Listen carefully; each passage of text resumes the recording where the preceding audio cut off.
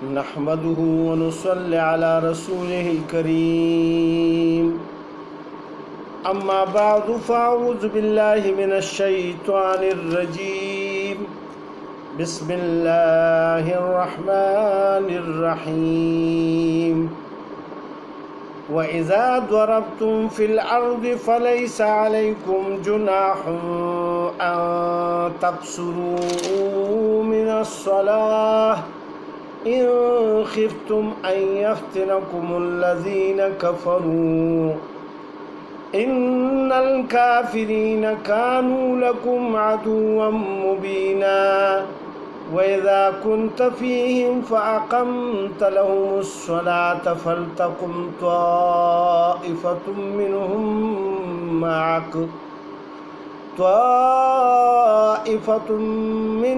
معك وليأخذوا أسلحتهم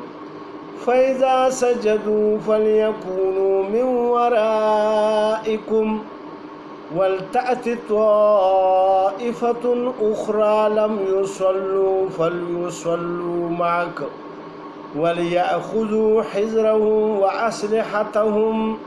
ود الذين كفروا لو تغفلون عن أسلحتكم وأمتعتكم فيميلون عليكم ميلة واحدة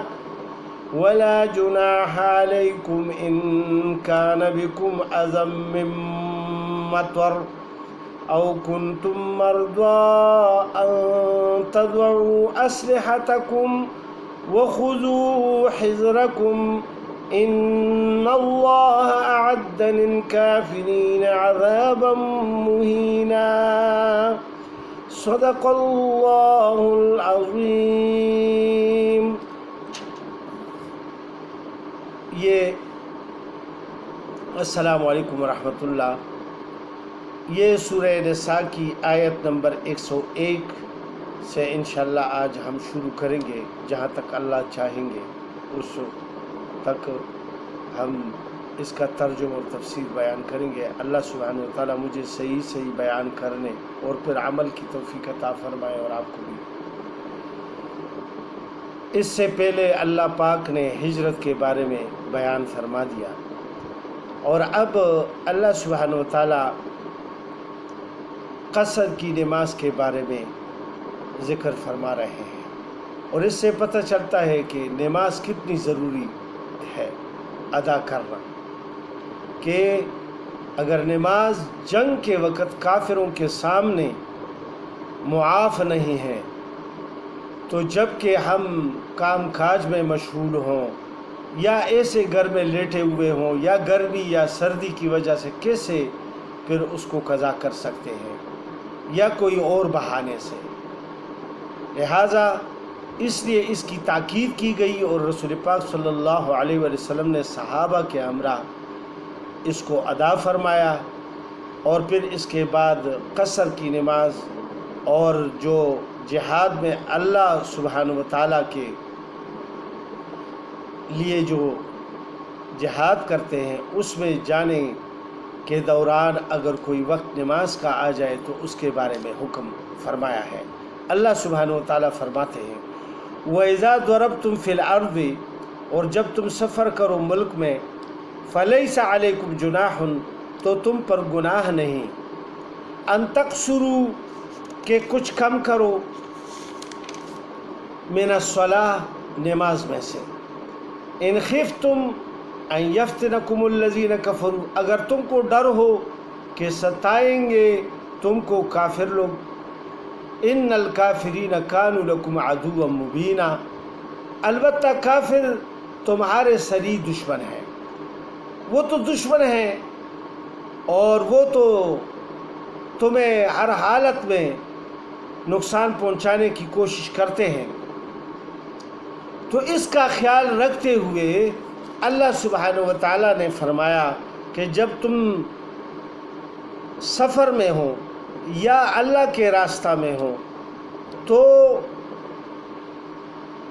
تم پر گناہ نہیں ہے کہ اس نماز میں سے جو 4 رکعت والی نماز ہے اس میں سے کم کر دو. تو اللہ پاک نے یہ نہیں فرمایا کہ کتنی کم کر دو، لیکن رسول پاک صلی اللہ علیہ وآلہ وسلم نے اپنے سنت مبارک سے اور صحابہ کے ساتھ جو کیا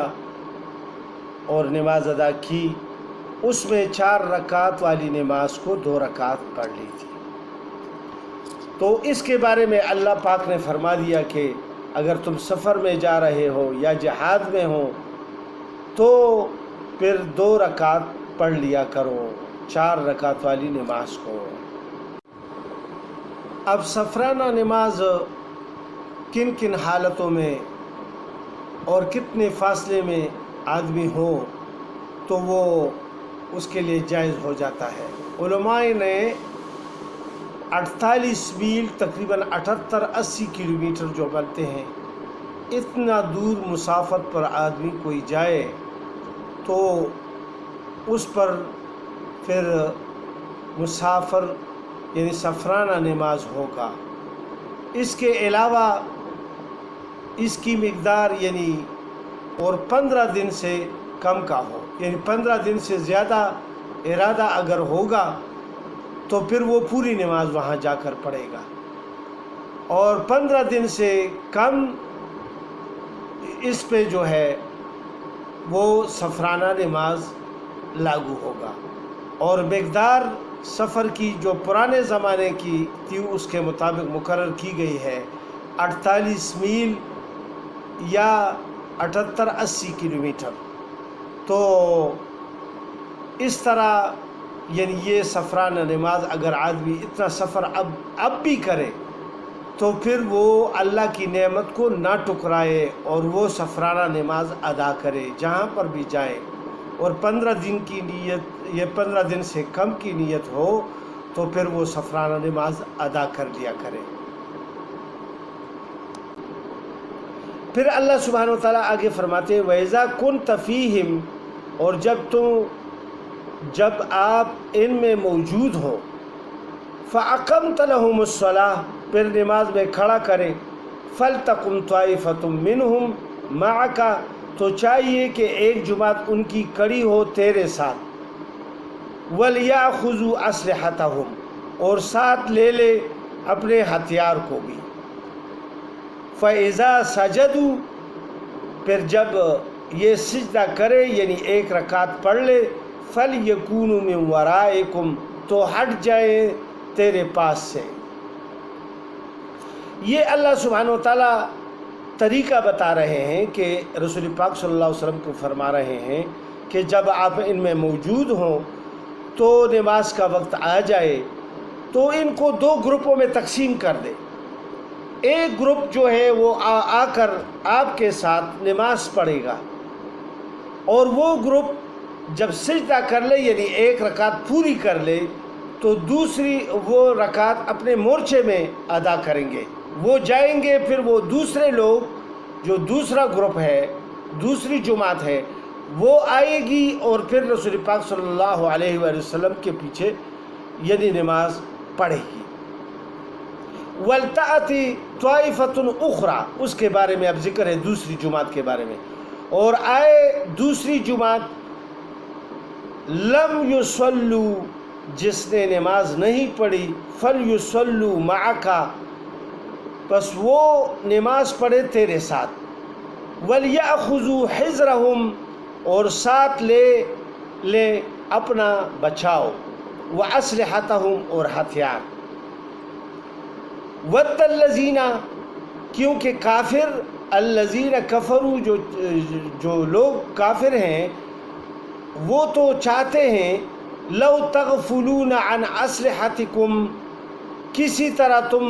بے خبر ہو اپنے ہتھیار سے، وَأَمْتِعَتُكُمْ، اور اسباب سے، فَيَمِيلُونَ عَلَيْكُمْ مَيْلَةً وَاحِدَةً، تاکہ تم پر حملہ کرے یک بارگی۔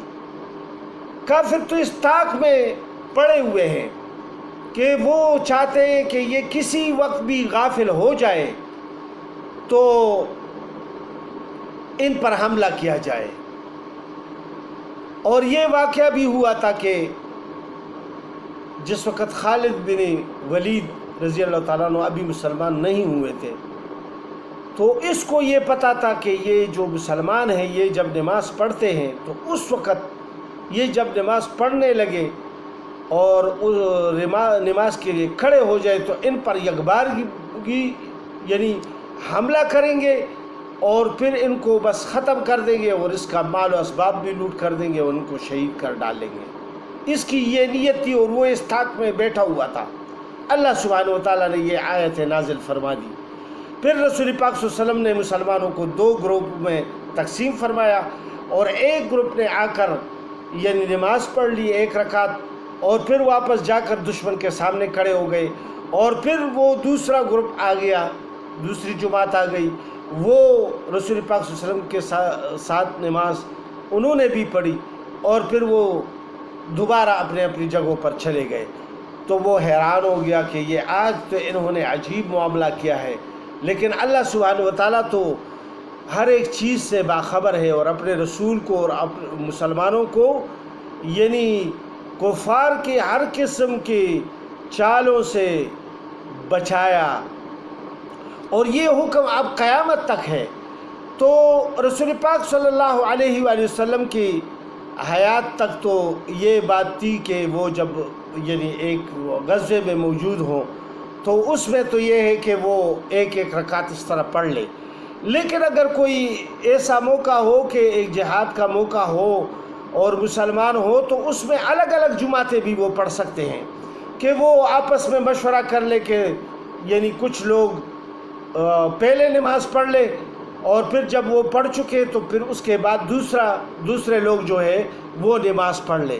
اور وہ اپنے اپنے امام کے اقتداء میں پڑھ لے، کوئی ایسی بات نہیں ہے 2 رکعت پوری پڑھ لے۔ یہ تو رسول پاک صلی اللہ علیہ وسلم نے ایک نسخہ بتا دیا اور امت کو طریقہ بھی بتا دیا، کیونکہ پہلی مرتبہ یہ تھا، اور رسول پاک صلی اللہ علیہ وسلم تو یعنی وہ مسبوق بن نہیں سکتے تھے کہ وہ ان کے پیچھے کھڑے ہو جاتے، لہٰذا اور رسول پاک صلی اللہ علیہ وسلم کی یعنی تبرک سے اور اس کی جو یعنی اہمیت تھی اس کو بھی اجاگر کیا گیا ہے اس میں۔ تو اللہ سبحانہ وتعالیٰ نے یہ فرما دیا۔ پھر اگر یہ نوبت بھی نہ ہو اور بہت زیادہ یعنی کفار کی طرف سے پریشر ہو اور گولہ باری ہو رہی ہو، تیر اندازی ہو رہی ہو، پرانے زمانے میں تیر چل رہے تھے، ابھی گولیاں چل رہی ہے، توپ وغیرہ چل رہے ہیں، ٹینک وغیرہ چل رہے ہیں، تو اگر یہ موقع بھی نہیں ہے تو پھر چلتے چلتے جو ہے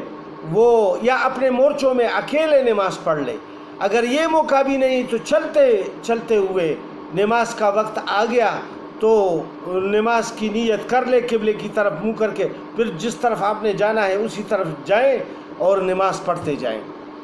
یا سواری پر بیٹھے ہوں تو سواری کا منہ ایک دفعہ یعنی جو ہے قبلے کی طرف کر لے، اس کے بعد سواری جس طرف بھی مڑ جائے تو کوئی بات نہیں ہے، تم اپنی نماز کو پوری کر لو۔ تو یہ مواقع ہیں، لیکن نماز قضا کرنے کے لیے نہیں ہیں۔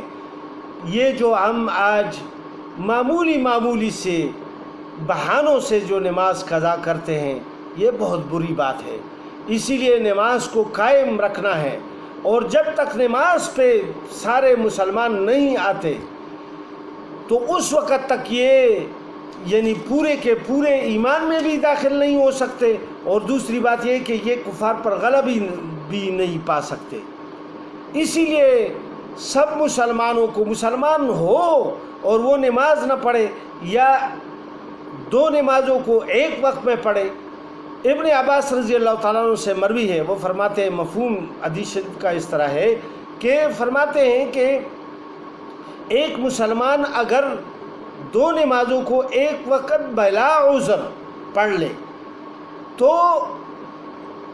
یہ اس کا نام جہنم کے دروازے پر لکھ دیا جاتا ہے، اور اس کو ضرور اس میں جانا ہوگا۔ تو آپ خود سوچ لیجئے، ہاں اگر اس میں جنگ میں پھر اتنی بھی آپ کو فرصت نہیں ہے کہ یعنی نماز پڑھ سکے اور بہت زیادہ گولہ باری ہو رہی ہو اور مورچے میں بھی آپ فارغ نہیں ہیں کیونکہ ادھر سے فائرنگ ہو رہی ہے تو ادھر سے آپ فائرنگ کر رہے ہیں، تو پھر اس وقت عذر بن سکتا ہے۔ اور یہ جنگ احزاب میں رسول پاک صلی اللہ علیہ وآلہ وسلم سے ایک دفعہ نماز قضا ہوئی تھی، تو اس وجہ سے پھر رسول پاک صلی اللہ علیہ وسلم نے اس نماز کی قضا ہونے کی وجہ سے ان کو بددعائیں دی تھی کہ اللہ ان کو نیست و نابود کر دے، کہ انہوں نے ہم سے اللہ کے حکم میں یعنی ان کے مانع ہونے میں یہ حائل آ گئے۔ اس لیے اللہ سبحانہ و تعالیٰ فرماتے ہیں آگے کہ اپنے اسلحہ کو یعنی اپنے پاس رکھ لیا کرے، یہ نہ ہو کہ وہ یک بارگی آ کر تم کو ختم کر دے۔ وَلَا جُنَاحَ عَلَيْكُمْ إِنْ كَانَ بِكُمْ أَذًى، اور تم پر کچھ گناہ نہیں اگر تم کو تکلیف ہو، من مطر، بارش سے، او کنتم مرضى، یا تم بیمار ہو، ان تضعوا اسلحتکم، کہ اتار رکھو اپنے ہتھیار کو۔ وہ ضعف ہے یا بیماری ہے جس کی وجہ سے تم ہتھیار نہیں اٹھا سکتے تو ہتھیار کو رکھ دو، لیکن وہ چند لوگ جو ایسے ہوں، باقی لوگ جو ہے اپنے ہتھیار کو سنبھالے رکھیں۔ وَخُذُوا حِذْرَكُمْ، اور ساتھ لے لو اپنا بچاؤ، ان اللہ اعد للکافرین عذابا مہینا، بے شک اللہ نے تیار کر رکھا ہے کافروں کے واسطے عذاب ذلت کا۔ فَإِذَا قَضَيْتُمُ الصَّلَاةَ، پھر جب تم نماز پڑھ چکو، فَاذْكُرُوا اللَّهَ قِيَامًا وَقُعُودًا وَعَلَى جُنُوبِكُمْ، تو یاد کرو اللہ سبحانہ و تعالیٰ کو کھڑے اور بیٹھے اور لیٹے۔ فَإِذَا اطْمَأْنَنْتُمْ، پھر جب خوف جاتا رہے، فَأَقِيمُوا الصَّلَاةَ، تو درست کرو نماز کو، یعنی نماز کو پوری بھی پڑھو اور بڑے اطمینان کے ساتھ پڑھو۔ ان الصلاۃ کانت علی المؤمنین کتابا موقوتا، بے شک نماز مسلمانوں پر فرض ہے اپنے مقرر وقتوں میں۔ تو اس ایک آیت میں اللہ سبحانہ و تعالیٰ نے یہ فرمایا کہ جب نماز پڑھ لو تو اس کے بعد خوب اللہ کو یاد کرو۔ ایک حدیث میں آتا ہے جو نماز کے بعد آیت الکرسی پڑھتا ہے متصل فرض نماز کے بعد، یعنی موت کے فوراً بعد یہ جنت میں داخل کیے جائیں گے۔ دوسری حدیث مبارک کا مفہوم اس طرح ہے، فرماتے ہیں رسول پاک صلی اللہ علیہ وسلم کہ جو نماز کے بعد 33 مرتبہ سبحان اللہ، 33 مرتبہ الحمدللہ اور 33 مرتبہ اللہ اکبر، اور ایک بار چوتھا کلمہ لا الہ الا اللہ وحدہ لا شریک لہ لہ الملک و لہ الحمد وہو یحیی و یمیت وہو علی کل شیء قدیر، یہ پڑھ لے تو اس کے تمام گناہ معاف ہو جاتے ہیں، یہ حدیث میں آیا ہے۔ تو نماز کے بعد کم از کم یہ تسبیحات تو پڑھ لیا کریں، اس میں اتنا ٹائم نہیں لگتا۔ رسول پاک صلی اللہ علیہ وسلم ایک اور حدیث میں فرماتے ہیں کہ شیطان انسان کو ورغلاتا ہے کہ چلو راستے میں پڑھ لو گے، ابھی بس جو ہی سلام پھیرا تو اٹھ گیا اور نماز سے چھل دیے اور مسجد سے نکلنے کی کوشش کی، اور راستے میں پھر کسی سے بات کرنے لگے، یا کوئی ساتھی مل گیا، یعنی کوئی بھی مل گیا جس سے دنیاوی باتیں کرنے لگا، تو وہ ذکر اللہ کا رہ گیا۔ باقی ذکر اللہ کا جو ہے وہ ہر وقت ہر حال میں، یعنی بیٹھے لیٹے اور کروٹ پر ہر وقت جو ہے اللہ کا ذکر کیا کرے، کیونکہ ذکر کے بارے میں اللہ سبحانہ وتعالیٰ نے کثرت کا فرمایا ہے کہ یعنی یہ جو جتنی بھی ہم سے یہ چھوٹی موٹی گناہیں اور لغزشیں ہوتی ہے وہ اللہ سبحانہ وتعالیٰ ذکر کی وجہ سے اس کو معاف فرما دیں گے، اور ذکر کی وجہ سے ہمارے رتبے بلند ہوں گے، اور ہماری جو کوتاہیاں ہوں گی اس کو اللہ سبحانہ وتعالیٰ معاف فرما دیں گے۔ باقی اللہ پاک نے یہ بھی فرما دیا کہ جو نماز ہے یہ اپنے وقت پر فرض ہے، اس کو اپنے وقت میں ادا کریں، اس پہ کتنا ٹائم لگتا ہے۔ اس لیے کوشش کریں کہ جو آدمی ڈیوٹی میں ہو یا کسی بھی کام کاج میں ہو یا گھر میں ہو یا راستے میں ہو تو اس میں یعنی نماز ادا کرنے کی کوشش کرے۔ اور پھر اللہ پاک فرماتے ہیں وَلَا تَهِنُوا فِي ابْتِغَاءِ الْقَوْمِ، اور ہمت نہ ہارو ان کا پیچھا کرنے سے. ان تکونوا تعلمون فإنهم يعلمون كما تعلمون. اگر تم بے آرام ہوتے ہو تو وہ بھی بے آرام ہوتے ہیں. کما تعلمون جس طرح تم ہوتے ہو. وترجون من اللہ ما لا یرجون اور تم کو اللہ سے امید ہے جو ان کو نہیں ہے. وکان اللہ علیما حکیما اور اللہ سب کچھ جاننے والا حکمت والا ہے. تو اللہ سبحانہ و تعالیٰ نے اس میں یہ فرما دیا کہ یہ جو جنگ ہے اس میں دونوں طرفین میں تکلیف ہوتی ہے. جو کافر آئے ہوتے ہیں ان کو بھی زخم لگتے ہیں, وہ بھی تھکتے ہیں, ان کی بھی بے آرامی ہوتی ہے جس طرح آپ کی ہوتی ہے. تو ہمت نہ ہارو کفار کے سامنے لڑنے سے یا ان کا سامنا کرنے سے. اس کی کوشش کرے اور اپنے وقت میں نماز ادا کرنے کی کوشش کرے. السلام علیکم ورحمۃ اللہ وبرکاتہ.